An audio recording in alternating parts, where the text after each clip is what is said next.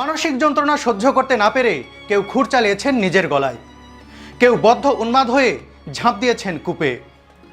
গলায় বালির বস্তা বেঁধে কাউকে নিক্ষেপ করা হয়েছে দুর্গের চূড়া থেকে, কাউকে ডুবিয়ে মারা হয়েছে নদীর জলে। মীর জাফর, ঘসেটি বেগম কিংবা লর্ড ক্লাইভ, পলাশির যুদ্ধের কোনো ষড়যন্ত্রকারীরই স্বাভাবিক মৃত্যু হয়নি।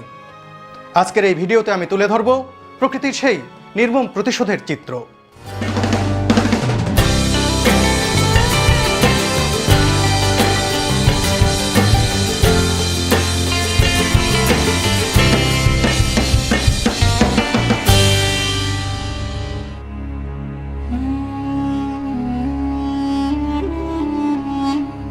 বাংলার ইতিহাসের কত ঘটনারই না সাক্ষী এই মুর্শিদাবাদ।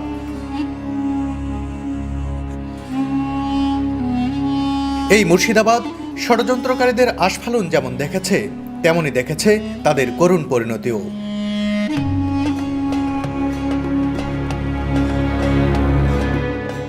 নবাব সিরাজউদ্দৌলাকে সিংহাসন থেকে সরানোর ষড়যন্ত্রকারীদের অন্যতম ঘসেটি বেগমের শেষ পরিণতি জানাবো শুরুতেই।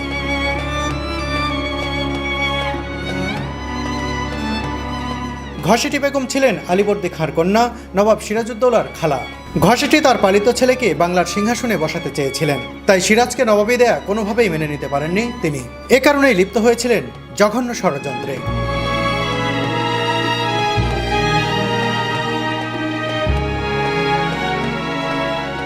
পলাশির যুদ্ধে সিরাজের পতনের পরে ঘসেটির জীবন সুখের হয়নি। যারা ছিলেন ষড়যন্ত্রের দোসর, তারাই কাল হয়ে যায় তার জীবনে। যুদ্ধের পরে মীর জাফরের পুত্র মিরন ঘসেটি বেগমকে ঢাকার জিঞ্জিরা প্রাসাদে বন্দী করে রাখেন।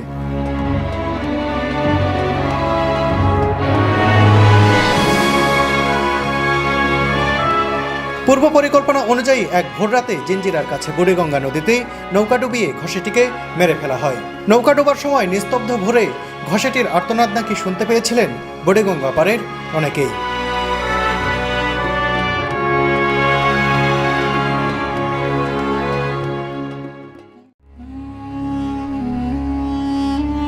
রক্তের কোনো সম্পর্ক না থাকলেও আলীবর্দী খাঁর আমল থেকে নবাব পরিবারের একজন সদস্য হিসেবে স্নেহ ছায়ে বেড়ে ওঠেন মোহাম্মদী বেগ। সিরাজউদ্দৌলার সঙ্গে তার সখ্যতাও ছিল বেশ। এই মোহাম্মদী বেগই মিরনের নির্দেশে একটি খঞ্জর দিয়ে সিরাজউদ্দৌলাকে হত্যা করেন। দিনটি ছিল 1757 সালের 3রা জুলাই। হত্যা করার আগে সিরাজউদ্দৌলা তার কাছে 2 রাকাত নামাজ পড়ার অনুমতি চেয়েছিলেন, কিন্তু মোহাম্মদী বেগ সেই অন্তিম ইচ্ছাও প্রত্যাখ্যান করে হত্যা করেছিলেন সিরাজকে।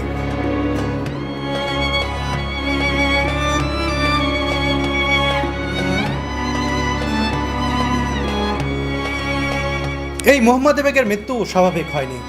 সিরাজকে হত্যার পর তিনি বদ্ধ উন্মাদ হয়ে যান। একদিন একটি কূপে ঝাঁপ দিয়ে আত্মহত্যা করেন তিনি। ইয়ার লতিফ খান সম্পৃক্ত ছিলেন পলাশী ষড়যন্ত্রের সাথে। তিনি নবাব সিরাজউদ্দৌলার একজন সেনাপতি ছিলেন। মীর জাফরের নির্দেশে পলাশীর যুদ্ধে তার বাহিনী নিয়ে পুতুলের মতো দাঁড়িয়েছিলেন। যুদ্ধের পর উধাও হয়ে যান তিনি। অনেক ইতিহাসবিদ মনে করেন ইংরেজরা তাকে গোপনে হত্যা করে।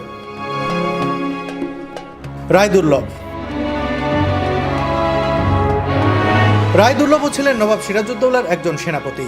তিনিও ইয়ার লতিফের মতোই লিপ্ত হয়েছিলেন ষড়যন্ত্রে।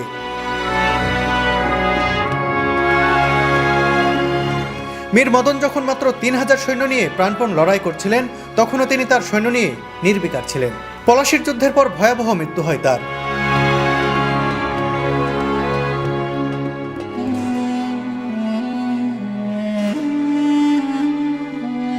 1765 সালে বক্সারের যুদ্ধের পূর্বে গলায় বালির বস্তা বেঁধে মুঙ্গেরের দুর্গের চূড়া থেকে তাকে জীবন্ত নিক্ষেপ করা হয় গঙ্গা নদীতে।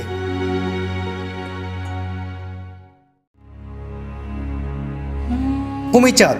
লর্ড ক্লাইভ উমিচাঁদকে নবাব সিরাজউদ্দৌলার বিরুদ্ধে ষড়যন্ত্র গড়ে তোলার প্রধান হাতিয়ার হিসেবে ব্যবহার করেন। তিনি ছিলেন ব্যবসায়ী।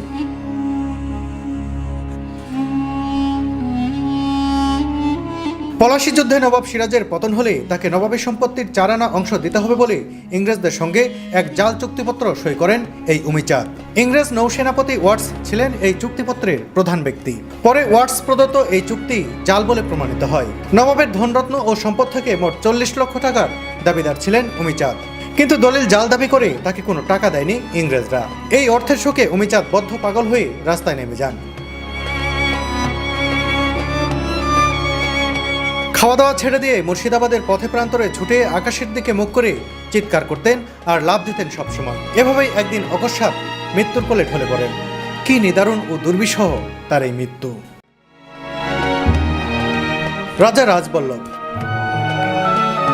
মীর জাফর ও ঘসেটি বেগমের সহচর রাজা রাজবল্লভ আমাদের ঢাকারই নবাব ছিলেন।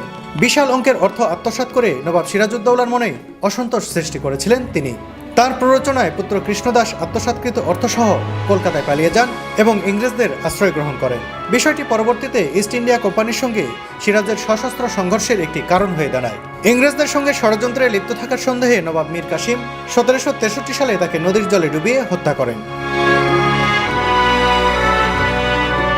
পলাশীর যুদ্ধ পরবর্তী সময়ে মীর জাফরের পুত্র মিরন বেশ ক্ষমতাধর হয়ে ওঠে। মীর জাফরকে সামনে রেখে নবাবী করতেন আসলে মিরন। তারই নির্দেশে মোহাম্মদী বেগ সিরাজকে হত্যা করে। শুধু হত্যা নয়, সিরাজউদ্দৌলার লাশ ক্ষতবিক্ষত করে তারই প্রিয় হাতির পিঠে বেঁধে গোটা মুর্শিদাবাদ শহর প্রদক্ষিণ করেছিলেন মিরন।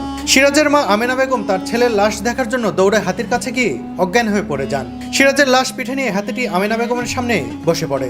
এ সময় মিরনের লোকজন সিরাজের মাকে চড় থাপ্পড় মেরে আবারও জেলখানায় বন্দী করে রাখে।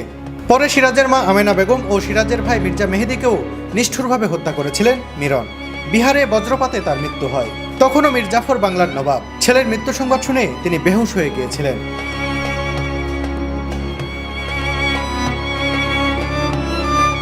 পরবর্তীতে শোনা যায় বজ্রপাতে নয়, ইংরেজরাই হত্যা করেছিল মিরনকে। তাঁবুতে আগুন দিয়ে হত্যা করার পর বজ্রপাতে মৃত্যু হয়েছে বলে মিথ্যা খবর ছড়িয়ে দেওয়া হয়েছিল। এই সাদাও যে কবরটা দেখছেন, এটা হচ্ছে মীর জাফরের কবর। বন্ধুরা, আপনারা নিশ্চয়ই অধীর আগ্রহে অপেক্ষা করছেন মীর জাফর কিভাবে মারা গিয়েছিলেন সেই তথ্যটি জানার জন্য। আমি এখন জানাবো মীর জাফরের শেষ পরিণতি। মীর জাফর আলী খান ওরফে মীর জাফর, যার নামটি বিশ্বাসঘাতক শব্দের সমার্থক হয়ে গেছে। পৃথিবী যতদিন থাকবে এই নামটি ততদিনই মানুষ ঘৃণার সঙ্গে উচ্চারণ করবে।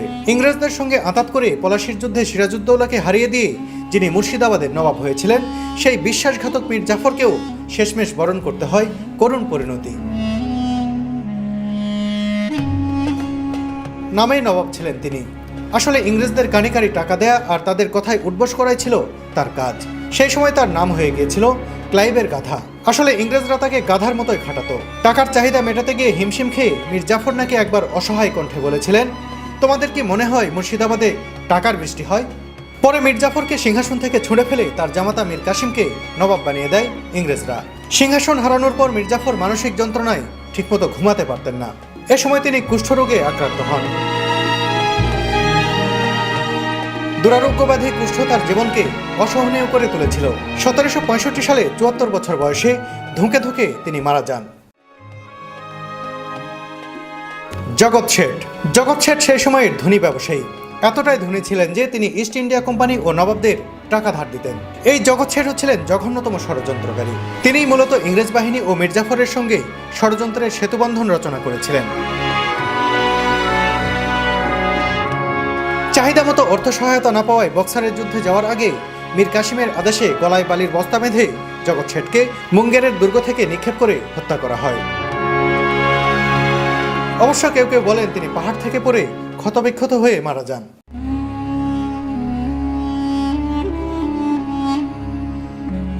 মীর কাসিম। নবাব মীর কাসিম ছিলেন মীর জাফরের জামাতা ও মিরনের ভগ্নিপতি। ভগবান গোলায় পলাতক ছদ্মবেশী সিরাজউদ্দৌলাকে মীর কাসিমই ধরিয়ে দিয়েছিলেন। পরে তিনি বাংলার নবাব হন এবং এ সময় ইংরেজদের সাথে তার বিরোধ বাধে। কয়েকটি খণ্ডযুদ্ধে তিনি পরাজিত হন। এরপর তিনি পথে প্রান্তরে বনে জঙ্গলে ছুটে বেড়াতে থাকেন। জঙ্গলে তার দুই পুত্র ইংরেজদের হাতে নিহত হন।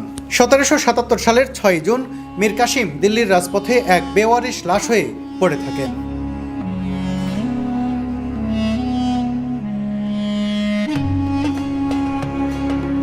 একজন নবাবের কি করুণ পরিণতি।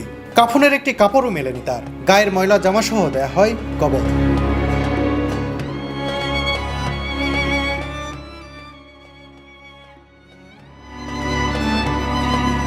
Lord Clive. ইস্ট ইন্ডিয়া কোম্পানির আধিপত্য প্রতিষ্ঠা করতে মীর জাফর, ঘসেটি বেগম ও জগৎ শেঠ সহ অন্যদের হাত করে ষড়যন্ত্র বাস্তবায়ন করেছিলেন লর্ড ক্লাইভ। পলাশীর যুদ্ধের পর সিরাজের হিরাঝিল প্রাসাদের ধনাগারটি লুটের বখরা বাবদ ক্লাইভ পান 2,80,000 টাকা। এছাড়া কৃতজ্ঞতার চিহ্নস্বরূপ তাকে আরও 1,60,000 টাকা দেন মীর জাফর। লর্ড ক্লাইভ অনেকগুলো নৌকা বোঝাই করে ধনরত্ন নিয়ে যান ইংল্যান্ডে। বাংলার 76-এর মনন্তর হত্যা, রাহাজানি, ঘুষ ও জালিয়াতির কারণে পরবর্তীতে লন্ডনের হাউস অব কমন্স সভায় ক্লাইভের বিচার হয়। বিচারের রায়ে ক্লাইভের ফাঁসির হুকুম হয়। এই ফাঁসির দণ্ড থেকে পরিত্রাণ পাওয়ার জন্য তিনি আদালতে আত্মপক্ষ সমর্থন করেন। বহু কষ্টে তিনি মৃত্যুদণ্ড থেকে মুক্তি পান। রবার্ট ক্লাইভের মৃত্যু মর্মান্তিকভাবে হয়েছিল। পলাশী ষড়যন্ত্রের ঘটনা তাকে পরবর্তীতে কোনোদিন মানসিকভাবে সুস্থ থাকতে দেয়নি। মানসিক ভারসাম্য হারিয়ে নিজের গলায় নিজে ঘুর চালিয়ে মৃত্যুর কোলে ঢলে পড়েন লর্ড ক্লাইভ। পাপ কখনোই কাউকে ক্ষমা করে না। পলাশীর ষড়যন্ত্রকারীদের পরিণতি আমাদের এই শিক্ষায় দেয় যে অন্যায় করলে মৃত্যুর পর তো বটেই, দুনিয়াতেও ভোগ করে যেতে হয় ফল। একেই বলে প্রকৃতির নির্মম প্রতিশোধ।